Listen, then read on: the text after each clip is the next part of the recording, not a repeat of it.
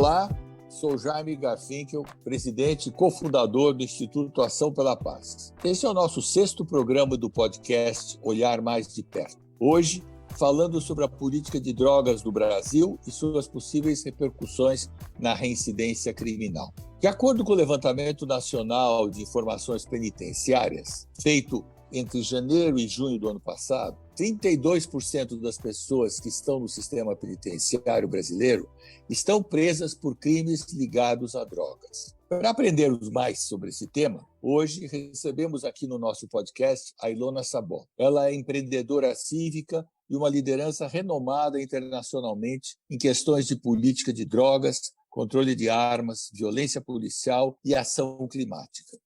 Ilona é cofundadora e presidente do Instituto Igarapé, que atua com o governo, setor privado e sociedade civil para desenhar soluções baseadas em dados para desafios complexos. Ela é autora dos livros A Defesa do Espaço Cívico, pela editora Objetiva em 2020, Drogas, as histórias que não te contaram, e Segurança Pública para virar o jogo, os dois publicados pela editora Zahar em 2017 e 2018. A Ilona foi também corroteirista do documentário Quebrando o Tabu. É colunista da Folha de São Paulo, âncora do podcast Você Pode Mudar o Mundo, palestrante do TED e comentarista de TV. Fiquei até com inveja de tanta coisa que ela faz. Meu Deus, hein?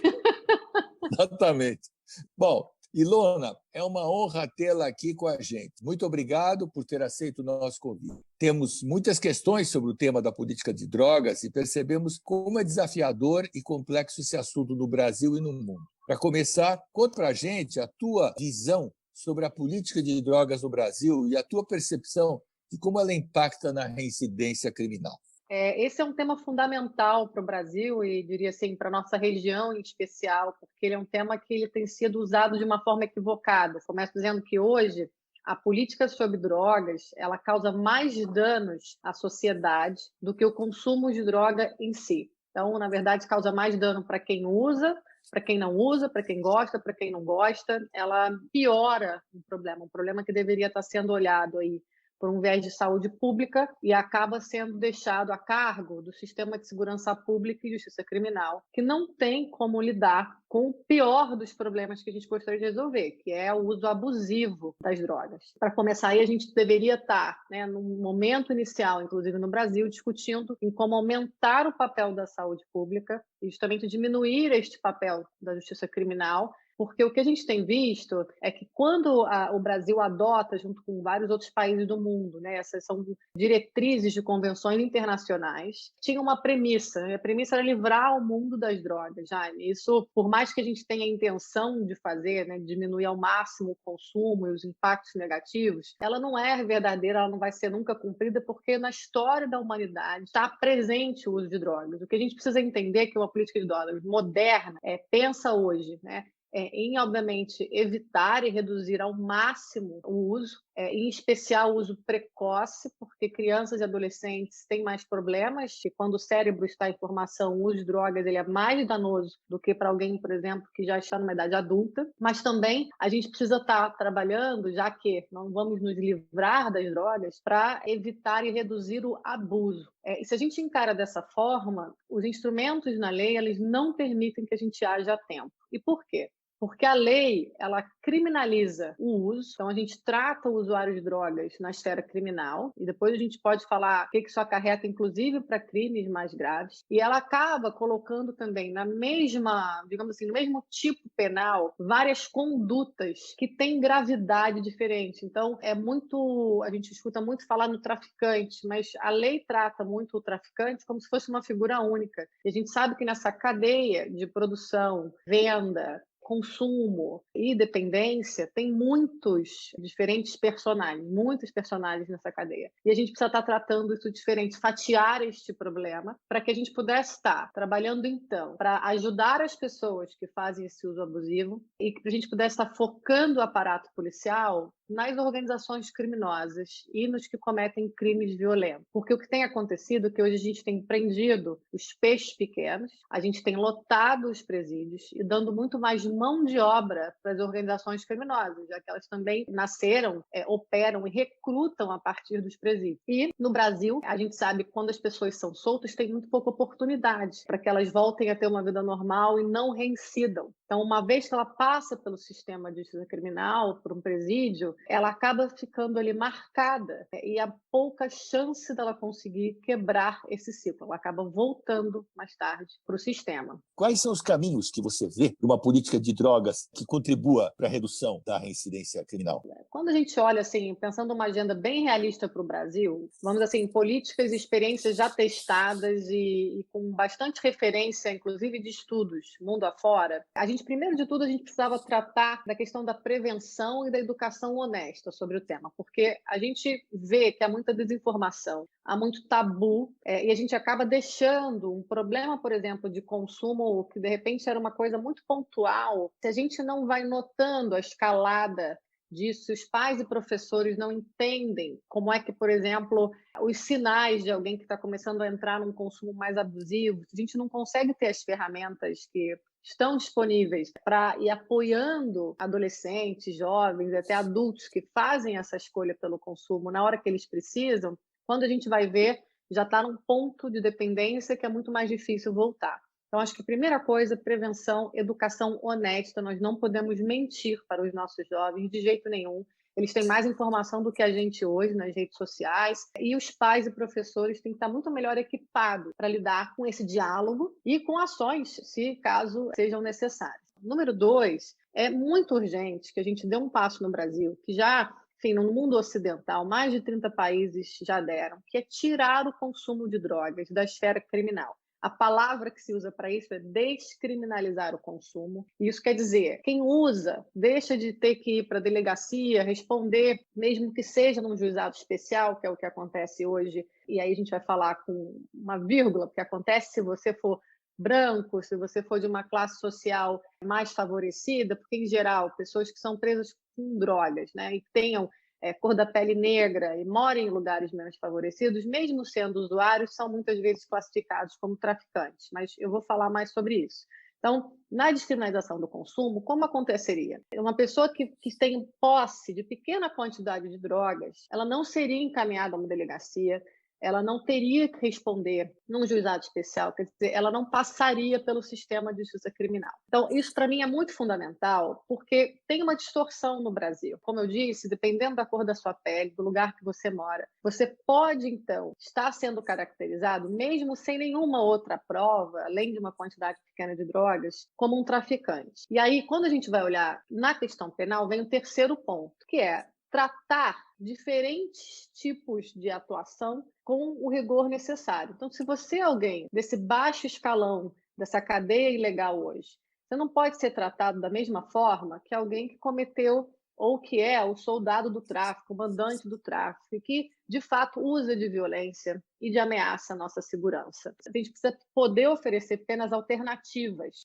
Se a gente tratar todo mundo da mesma forma, o que está acontecendo é uma explosão na nossa população carcerária. Os mais violentos se safam. Quem está sempre com uma pequena quantidade de droga, quem está exposto na esquina, é quem vai preso. Então, a gente inverte a lógica e acaba alimentando a mão de obra do crime, né? E gerando esse ciclo de reincidência que destrói família. E um quarto ponto que eu traria é o investimento em pesquisas. Quando a gente não investe em pesquisas, a gente não sabe como tratar. Na Europa, por exemplo, as pessoas que são dependentes de heroína, elas têm à sua disposição tratamentos, como, por exemplo, de substituição, substâncias químicas que ajudam essa pessoa a se livrar da dependência da heroína. Isso foi feito, obviamente, com muito investimento em pesquisa. No Brasil, a gente não tem isso, por exemplo, para a cocaína ou para o crack. Há pequenos estudos experimentais, com muita dificuldade metodológica, e com isso a gente acaba não cumprindo a missão básica de uma política de drogas, que é garantir a saúde e o bem-estar da população.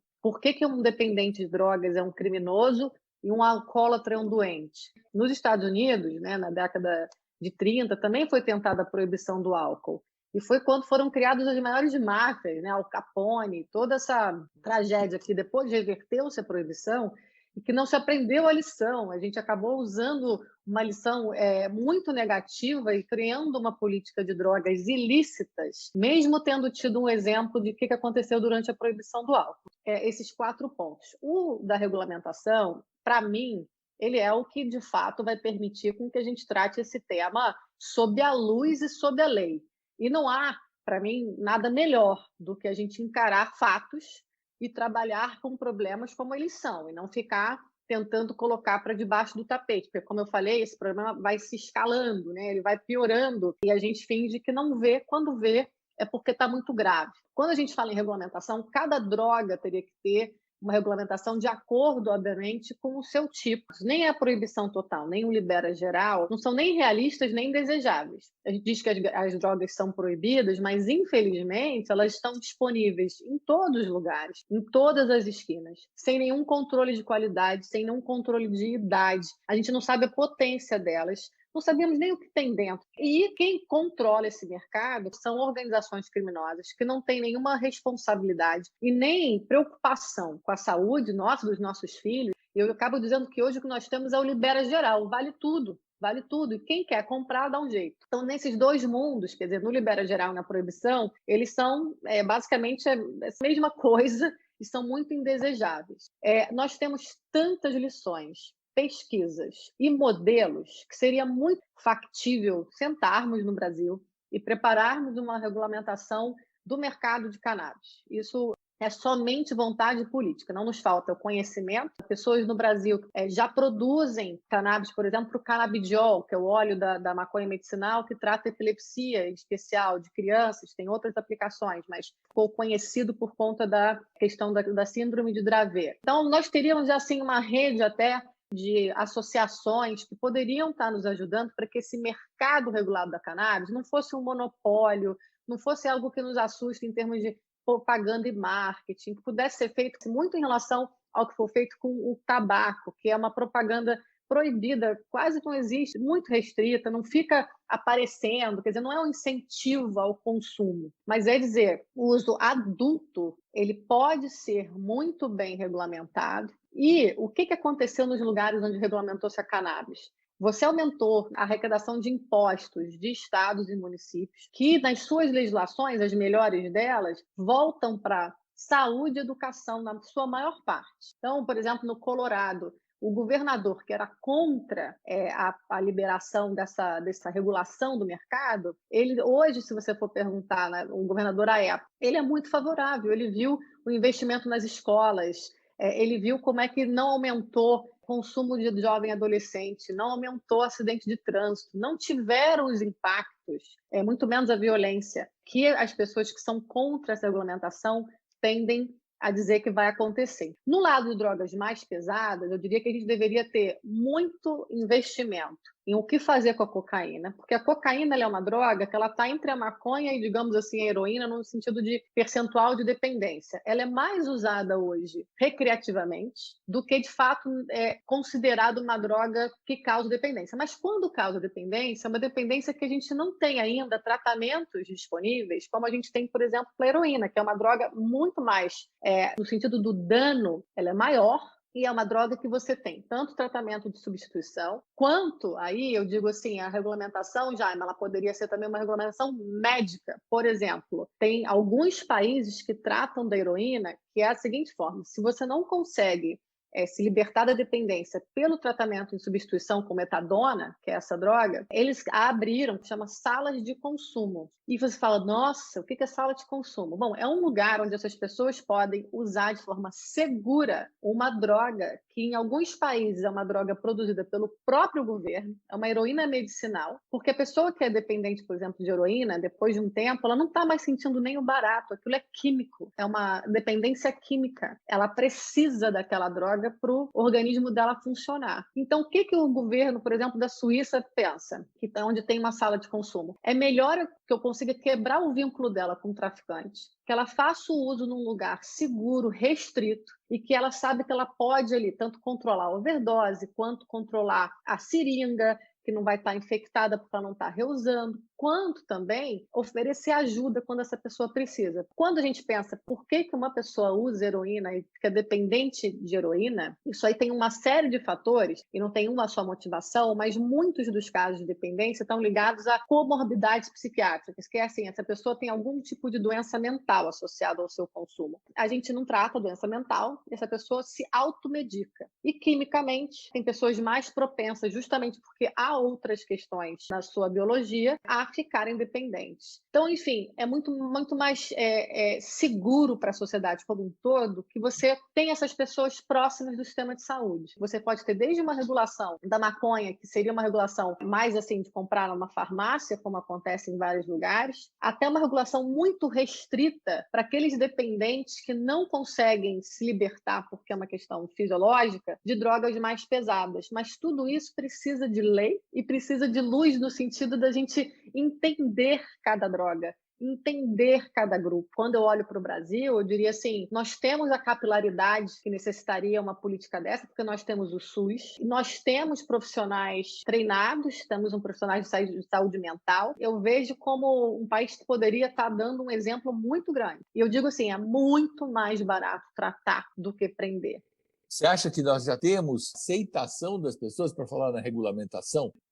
Teria que ser feito, honestamente, um processo de diálogo com a população. Porque se você for fazer uma pesquisa de opinião e perguntar, você é a favor da descriminalização? Não. Você é a favor da regulação? Não. É a maioria da população. Mas, se você perguntar assim, você prefere que, se você tem um filho que é dependente, que ele seja atendido pela polícia ou pelo médico? Eu falo, pelo médico. Bom, mas ele hoje é atendido pela polícia. Então, se você explicar para a população o que isso significa, quais são as escolhas que a gente está fazendo, né? E as consequências das más escolhas que a gente vem fazendo, eu tenho certeza que a população vai entender o que a gente está falando. Agora, tem a questão do populismo e tem uma questão de um público mais conservador, mas com quem a gente precisa conversar, justamente para explicar, porque é um público que é muito afeito ao cuidado, que tem entendido também, até pela forma com que chega esse assunto para eles, quer dizer, liberar, porque acha que regulamentar é liberar, vai causar uma hecatombe. Então, acho que temos um trabalho, de fato,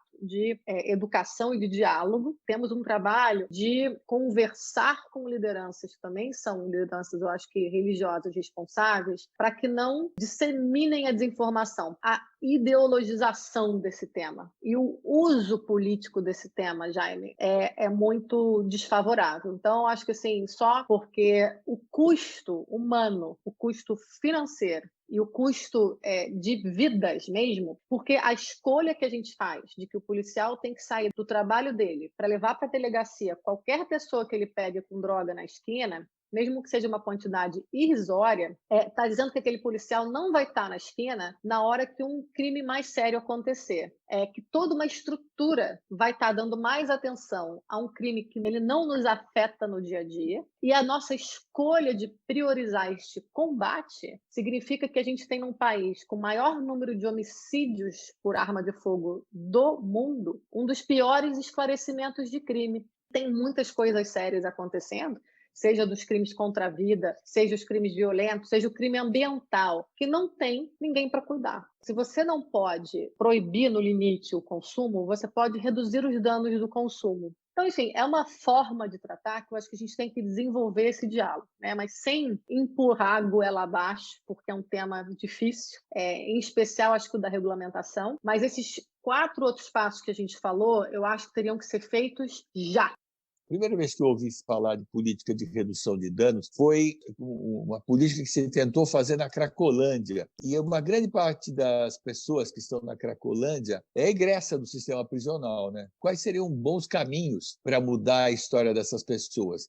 É importante dizer assim, o crack, em geral, é o 10º problema na escala de problemas dessa pessoa. Na verdade, uma pessoa em situação de rua, ela usa o crack muito mais para criar paredes no mundo imaginário, para ela se isolar do mundo real que ela está vivendo, do que para outra coisa. Então, é uma forma dela sair da realidade. Você imagina viver numa situação de não ter onde morar. É como se a pessoa estivesse justamente criando uma forma de viver fora daquela realidade. Muitas pessoas que também estão em situação de rua e que foram presas, presas por consumo, muitas vezes, de drogas, elas necessitariam estar sendo tratadas, muitas vezes, por transtornos mentais, porque elas são dependentes de drogas. É uma coisa que leva a outra. Quando a gente olha o Braços Abertos, eu diria assim, foi uma política de curto prazo, né, porque ela foi destruída logo que mudou a administração, e que a gente não pode, eu falo assim, deu certo ou não deu certo. Acho que ela estava se aperfeiçoando. O que eu acho que é mais importante nessa política é que ela tentou criar laços de confiança. Você só ajuda alguém se essa pessoa confia em você, e se você dá o mínimo de dignidade. Então, era uma política que tentava, dentro aí de um orçamento limitado, e aí, óbvio, acho que ainda tinha muitas questões para melhorar, mas criar laços de confiança para que essas pessoas pudessem ter uma moradia, pudessem estar cumprindo algumas tarefas. Porque quando a gente pensa na reabilitação de alguém, e inclusive isso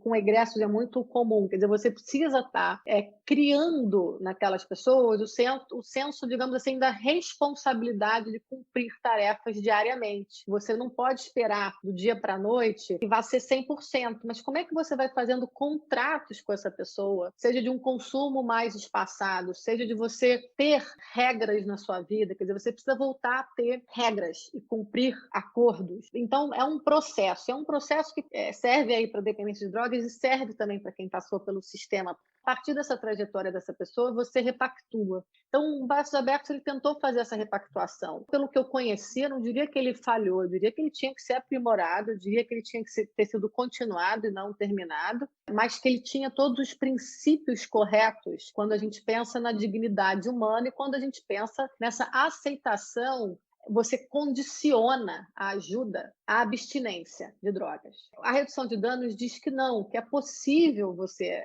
diminuir o consumo e aos poucos essa pessoa pode inclusive largar o consumo, que é desejável, obviamente, sem ter que dizer de cara que você só entra ou que você só pode entrar, por exemplo, num programa ou aceitar um novo emprego se você ficar abstinente. É uma diferença de abordagem que eu acho que tem a ver aí com o não entendimento do que é, de fato, uma situação de rua, o que é você ser egresso do sistema penitenciário e de que, no final das contas, o que você quer é que aquela pessoa seja útil para ela mesma, para a sociedade, mas eu não descartaria de jeito nenhum esse tipo de oportunidade novamente.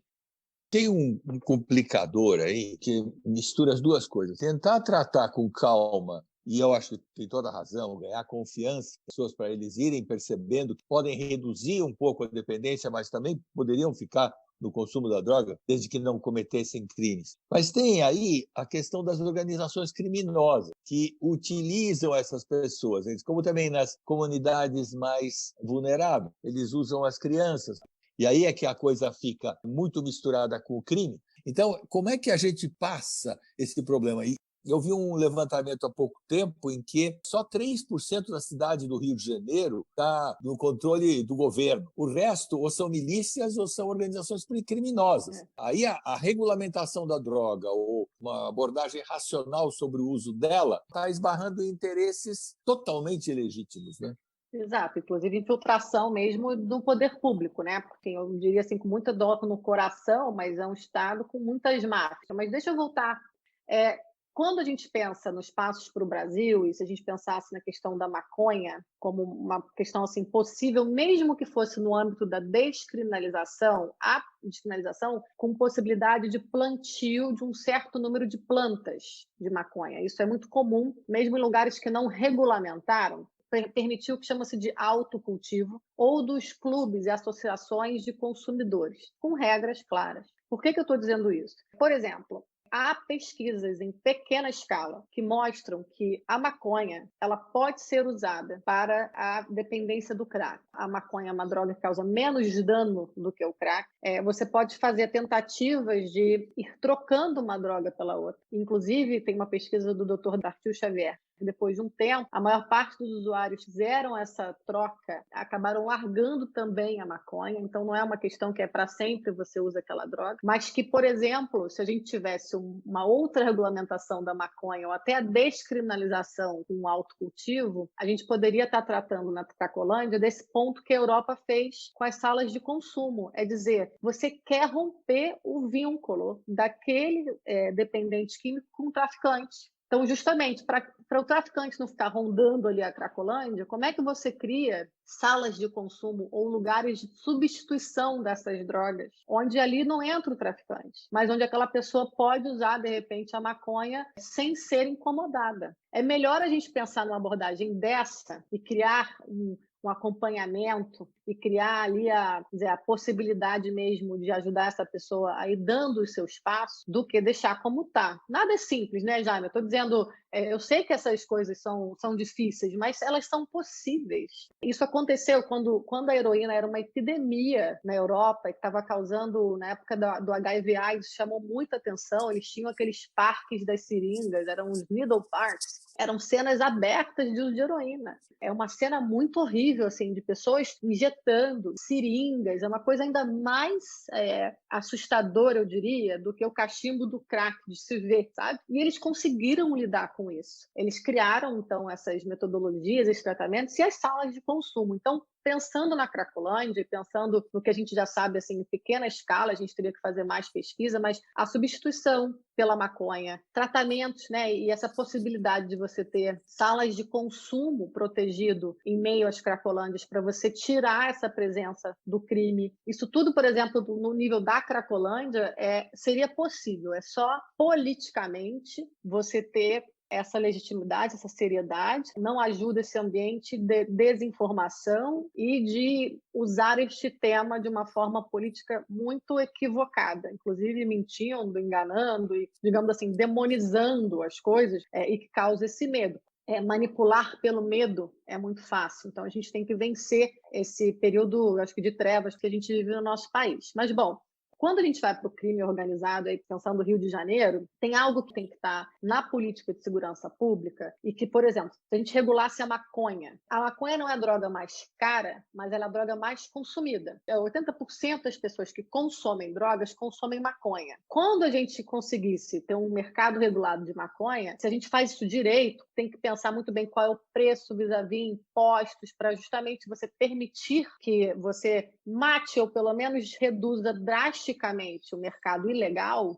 Você está tirando uma parte muito significativa do lucro das facções, por exemplo. Também agora a gente tem as narcomilícias. Milícia também está traficando drogas. A maconha ela já seria um adianto gigantesco. Por quê? Com o dinheiro das drogas vem a questão das armas. Eles só conseguem ter a quantidade de armas que precisa ser para dominar um território, porque tem o lucro da venda de drogas, e hoje nem só da venda de drogas. Quando a gente pensa em milícia, e aí tem uma questão de regulamentação de serviços públicos, que, novamente, é prefeitura, Estado e governo federal trabalhando junto. Sem dinheiro de drogas, ou diminuindo o dinheiro de drogas, não tem tanto dinheiro para arma. Sem arma, não tem controle territorial. E aí, na minha opinião, aí falando de segurança pública, o foco tem que ser arma, não tem que ser droga. Porque se você tiver venda de drogas sem violência, você já está no mundo melhor do dia para a noite. E aí você cuida da questão das drogas. A política de drogas também serve para tirar o foco no que precisa ser feito na segurança pública, porque todo o resto deixa de ser prioridade. E a gente só tem aquela tragédia de controle territorial no Rio porque você tem arsenais, tanto de armas brasileiras quanto de armas estrangeiras, sendo passados, contrabandeados, passando por portos, aeroportos, fronteiras e muita corrupção. A gente tem a importância dos conselhos das comunidades para a recuperação das pessoas presas, dar uma responsabilidade para eles, percebendo que eles têm gente do lado de fora cuidando deles. Você pensa no sentido de ter alguma participação da comunidade? Eu só acredito, honestamente, que a gente vai ter uma sociedade, inclusive com bons governos, se a gente tiver uma ação cívica muito mais fortalecida. Porque só assim as pessoas vão saber votar bem, vão escolher as pessoas certas, vão fazer as perguntas certas para os candidatos. Acho que é fundamental, no momento que a gente está vivendo, em especial, que quem ainda não está engajado, seja na sua comunidade, seja na escola do seu bairro, seja no conselho de comunidade, seja em qualquer ação que pense no coletivo. E aí estou falando no coletivo, digamos, do Jardim Europa ou do Leblon. Não, nas pessoas que não têm acesso as mesmas coisas que a gente tem. Se a gente não fizer isso, a gente não vai ter o país que a gente quer. E aí, quando a gente pensa o que a gente está vivendo hoje com a Covid, o que a gente pensa, o que a gente está vendo acontecer, eu sei que tem cada vez mais pessoas despertando para o que a gente está querendo aqui, que é uma ação cívica, né? Uma ação pela paz, né, Jaime? Porque a paz social ela só vai vir desse envolvimento. Então, para mim, não só, né, na política que a gente tem hoje de egressos e tudo que tem que andar no Brasil em relação ao Conselho de Comunidade em si, porque eu acho que a gente ainda está também muito tímido nisso, né? Quantas pessoas assim do empresariado estão envolvidas nisso? Quase nenhuma. A gente sabe porque a gente troca muito com a sua turma do Ação pela Paz em relação às possibilidades de envolvimento de mais empresários como você, de pessoas que têm capacidade de fazer com que, por exemplo, essa questão da empregabilidade de egressos, ela é algo que você quer melhorar a segurança pública, você quer fazer algo na prática, ajude a empregar um egresso. Faça isso na sua empresa. Há pessoas que cometeram, mas eu não quero alguém que assassinou. Tudo bem, assim, eu acho que mesmo que pessoas que cometeram crime graves devem ter uma segunda chance, mas mesmo que você não queira, tem pessoas que cometeram crimes muito menos graves e que não acham nada, né? Pessoas que furtaram shampoo, sabe, remédio para filho, mulheres que sim entregaram droga, mas não tem nada, são pessoas que cometeram um erro, precisam de uma segunda chance. Acho que juntos, ou até pensando assim nos nossos institutos, precisam mesmo ganhar esse empresariado no momento onde as pessoas estão mais sensíveis às causas sociais, para essa causa também, porque eu acredito mesmo assim, se a sociedade não se envolver e quem tem mais e pode mais não fizer mais, nós não vamos ter um Brasil, assim, digamos, digno, porque eu acho que está faltando dignidade até para construir a civilidade que a gente quer. E as elites precisam ter contato com a realidade real da maioria das pessoas do Brasil e doar um pouco, seja do seu tempo, seja do seu conhecimento, seja do seu recurso, para que a gente prepare aí esse caldo cívico que vai permitir a gente ter lideranças políticas mais responsáveis. Porque se você sabe o que é importante na sua escola, na escola do seu filho, você vai perguntar as coisas certas para o candidato. E não é só perguntar se ele vai ter merenda, porque é isso que importa muitas vezes, que as mães nem sabem qual é o papel da escola pública na sua totalidade. Eu falo, tem 2 antídotos para o que a gente está vivendo: ação cívica e liderança responsável. Então, acho que vamos juntos nisso aí, porque temos que levar isso para mais longe. Só podemos ir juntos, porque senão realmente não dá. Quando a gente fala de fronteiras, como é que você vê nossa entrada de drogas, que também é um baita problema? Como é que está isso hoje? Você imagina lá, a gente acabou de ver, né, o ex-presidente dos Estados Unidos com a história do muro, como se o muro fosse deter o fluxo de pessoas e o fluxo de drogas. Deteve? Não. Os Estados Unidos continua sendo, né, um país com enorme fluxo migratório e uma enorme entrada de drogas. Quando eu penso nossa soberania, é óbvio que a nossa fronteira é importante, que a gente quer ter monitoramento. Agora, achar que no país com a fronteira do tamanho que a gente tem não vai entrar, vai entrar. Então é por isso também, Jaime, que a gente precisa ser muito realista nas respostas e nos investimentos que a gente quer fazer. Óbvio, a lei, enquanto for lei, ela tem que ser aplicada. Então, a gente tem que estar aprendendo e colocando bastante recurso nisso. Mas será que não está na hora da gente fazer aí investimento? Obviamente, no monitoramento eletrônico de fronteira. Porque você vai vendo hoje por satélite, você consegue captar fluxo, você consegue captar aeronave, você consegue captar para entender rota. Acho que tudo isso há de ser feito, mas isso tudo é enxugar gelo. Na minha experiência, Jaime, quando você descobre uma rota, outra rota é criada. Então, assim, em relação à droga, porque é algo que dá tanto lucro, e o pior de tudo é que, assim, as rotas de droga, os aeroportos, assim, as pistas clandestinas, os aviões, é um recurso tão grande que acaba servindo para vários outros crimes. O avião que transporta o mercúrio que vai para a mineração ilegal, faz o tráfico de pessoas, que justamente também é super cruel. Mas se você vai minando a maior fonte de renda dessas organizações, você vai diminuindo a capacidade dessas organizações de cometerem esses outros crimes. E aí você vai perdendo justamente o grosso do recurso. O crime vai acabar? Não, não vai. É claro que a gente tem que cuidar das fronteiras, mas nunca vamos conseguir fazer, com essa mentalidade atual de ficar enxugando gelo, livrar o Brasil de ser rota de tráfico, até porque nós somos um mercado, nós não somos só um trânsito, nós somos um mercado consumidor muito grande no Brasil. Então, é também muito lucrativo o consumo de drogas aqui. deveria sim avançar a passos largos pelos pontos do imediato de destinação já, mas pensar no mínimo também com uma meta de médio prazo a regulamentação da maconha no nosso país, porque isso já ajudaria a ter recurso recolocado em coisas que são muito mais graves para a nossa saúde pública e para a nossa segurança pública em geral. Na sua visão, quais seriam assim, os principais atores e movimentos sociais e políticos que seriam importantes para iniciar, assim, impulsionar, né, essa nova política? Olha, excelente pergunta. Eu acho que, pelo entendimento que a questão ganhou no debate público, porque eu acho que a gente avançou muito no debate público em relação à política de drogas e pouco na política pública. Eu vejo assim como fundamental a união de esforços de organizações do movimento negro com organizações de segurança pública e de direitos humanos. Esta junção seria fundamental e que a gente conseguisse, a partir dessa união, conversar muito com os movimentos religiosos, porque aí nós precisamos vencer as resistências pela verdade, pela informação, pelo diálogo.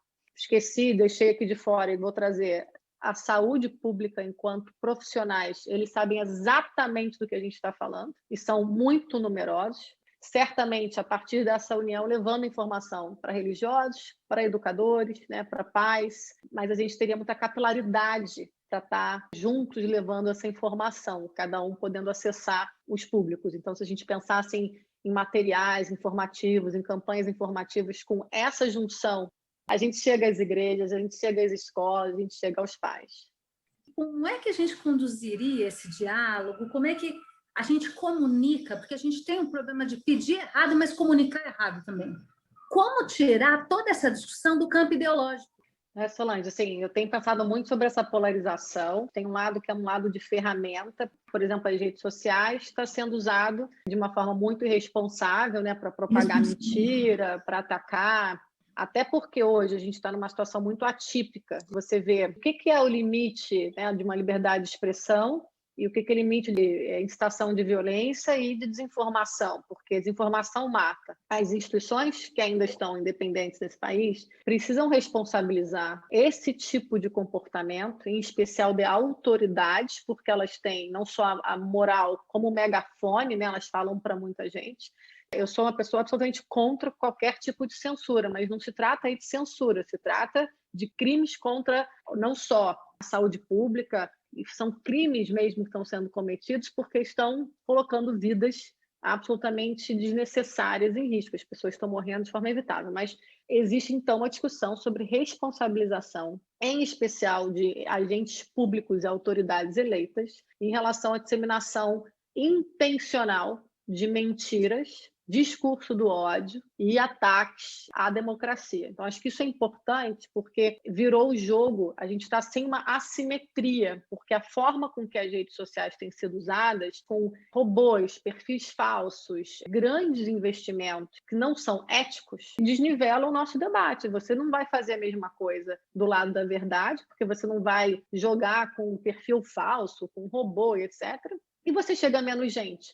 Então, tem um problema que a informação mentirosa e distorcida hoje está chegando a muito mais gente do que a informação real, e as pessoas estão ficando confusas. Então, tem um problema de ferramental.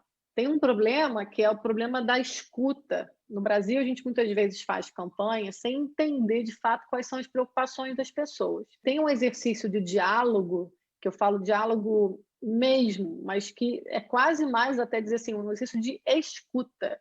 Porque para a gente tratar de temas como os que a gente está discutindo aqui, eu preciso entender o que aquela mãe da periferia acha da minha proposta, o que ela aceita ou não aceita, quais são as preocupações dela, para eu poder dialogar com as preocupações e com os medos legítimos dela. Então, acho que antes da gente prescrever campanhas ou soluções, a gente precisa mesmo fazer grupos focais, precisa conversar com as pessoas para entender como, então, a partir do que a gente sabe que poderia ser melhor, a gente comunica com os medos e com as legítimas necessidades dessas pessoas. Então, acho que isso é uma lição que a gente tem que fazer, porque uma coisa é você comunicar, né, na opinião pública informada e para pessoas que têm acesso a materiais, vão ler, vão consultar, viajaram, viram com seus olhos outras coisas, e pessoas que não têm acesso nem à informação, né, e nem conhecem outras realidades para poder absorver o que a gente está levando. Então, acho que a gente tem que fazer um exercício muito maior de escuta do que a gente faz. Se eu pensar assim, como é que a gente tenta unir, eu acho que essa construção coletiva das propostas, e eu acho que essas mesmas ferramentas, né, que hoje estão sendo mal utilizadas, quando a gente pensa no mundo digital, ele permite muito mais que a gente chegue lá no coletivo do bairro, na associação da juventude. A gente consegue hoje se comunicar com essas pessoas. Então, como é que a gente pode também não inventar, digamos assim, nossas próprias questões e sair fazendo sem ter uma articulação? Se a gente quiser fazer uma grande mudança nacional, a gente vai precisar passar um tempo fazendo as articulações corretas e chamando as pessoas para virem juntos, construindo uma agenda comum a partir de princípios não negociáveis, mas uma agenda comum que é construída coletivamente. Então, acho que, em geral, a gente não gasta esse tempo necessário para trazer as pessoas com a gente. A gente comunica algo que não tem adesão e a gente está lidando num momento muito perigoso, onde a máquina de disseminação de mentiras é poderosa, gasta muito dinheiro e está assimétrica em relação ao nível de mensagens que a gente consegue passar. Então, tem que fatiar o problema, lidar com ele em todas as frentes e saber quem é que está cuidando de cada frente. Bom, foi fantástica a conversa, Ilona, como só poderia ser, e eu quero te agradecer muito por compartilhar tudo que você compartilhou, né? E nos inspirou.